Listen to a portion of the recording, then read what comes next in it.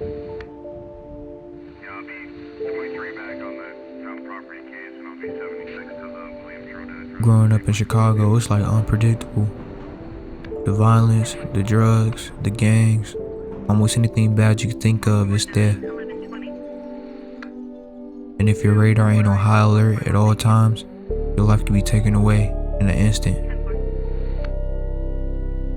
Like I remember when I was younger, hooping with a friend one day, and the next day he was on the news. Wasn't affiliated with no gangs, wasn't even a troublemaker. He was just a kid, but he was caught in a crossfire. And it's like, damn, I just seen him yesterday. Me and Juice talk about all the time when we was kids, just making out this place. I was gonna make it to the league and never look back. And it's just crazy that we actually in the position to make it happen now, you know?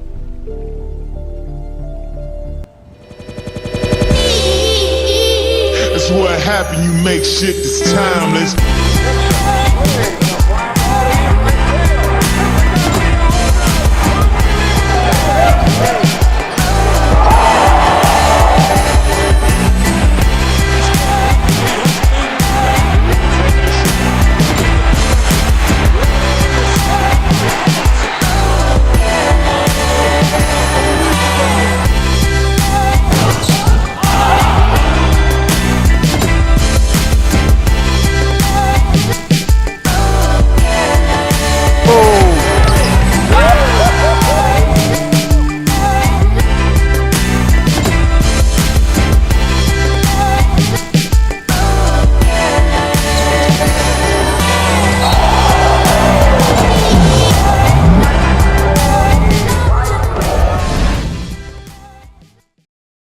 What's good YouTube? I'm Nasiere, back at it with another video. Now today, yes, today is the beginning of my career series. I've been wanting to do this for a long time, and finally we here with it. Now in this series, we'll capture the most realistic experience of a kid trying to make the league. Jermaine Juice Higgins is a kid out of Chicago who'll go through it all to make it. Now the rest of the backstory will continue in the next section of this video, but that's basically a summary. Now I want this series to be, like I said, a realistic experience. I want there to be struggle. I find that a lot of my career series on YouTube can get stale because every episode is domination. You get 100-point triple doubles every game, teaming up with Giannis and Steph Curry, getting every accolade in a rookie year. I just think that stuff gets old. Now I understand that's entertainment purposes, but I think it just gets old and predictable.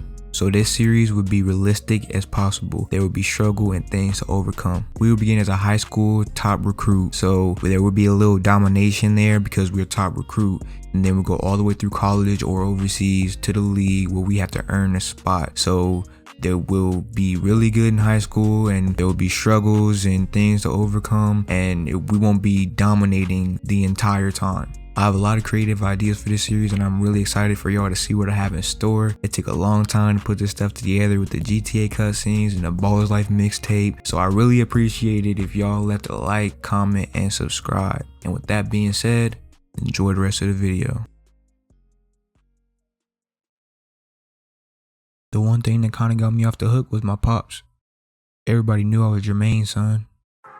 I'm Jermaine Higgins, former Illinois Mr. Basketball, 96 McDonald's All-American, and the proud father of my son, Juice Higgins. He was like 6'5", 6'6", handling the ball like a guard, dunking like he was furious at the rim. That's why most of the time I'm not impressed by the stuff Juice does. I keep telling folks around here, Juice is not the first to do all that immaculate stuff. All the windmills and 360s and tomahawks trying to tear the rim down. Juice got that from his daddy for sure.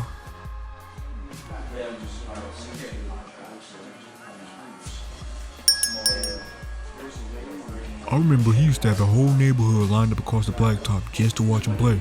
It was like anytime that dude laced up, all the violence and negativity in the neighborhood was gone.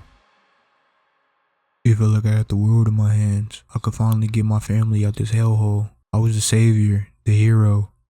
Spent 4 years at the University of Illinois, and in 2000, I was ready. It felt so right. Turn of the century, I gained all this experience. I was preparing for the 2000 NBA draft, and to work out with the Bulls, lo and behold, I tear my ACL.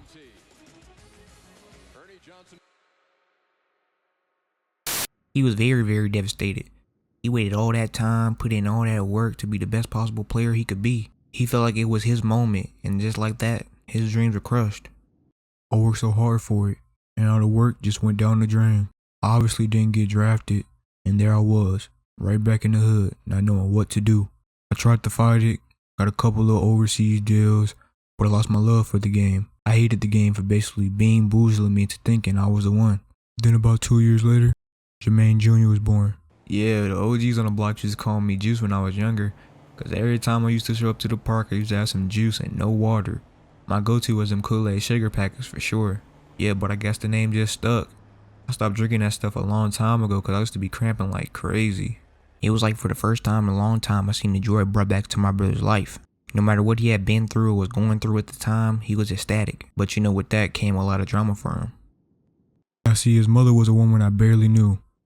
I knew her from college, we hooked up a few years later, and things happened. Now she was under the assumption that I was going to keep pushing to the league, but like I said, basketball wasn't my passion anymore. And when she seen I wasn't her free meal ticket to the top, she left. It's one thing to leave a man with a child, no warnings, no signals. But it's another thing to leave an infant without a mother. All because your get rich quick scheme didn't work. It sucked. All this stuff happened to me back to back. But I made a promise to myself that I was going to make this child be something. It was a no-brainer this kid was going to be a ball player. It's in his blood. But I made sure I put him in the best position to be great. So when he's a superstar in the league, making millions, inspiring kids all over, that woman will see it. She'll see what she gave up on. You look that boy in his eye and tell he's something special.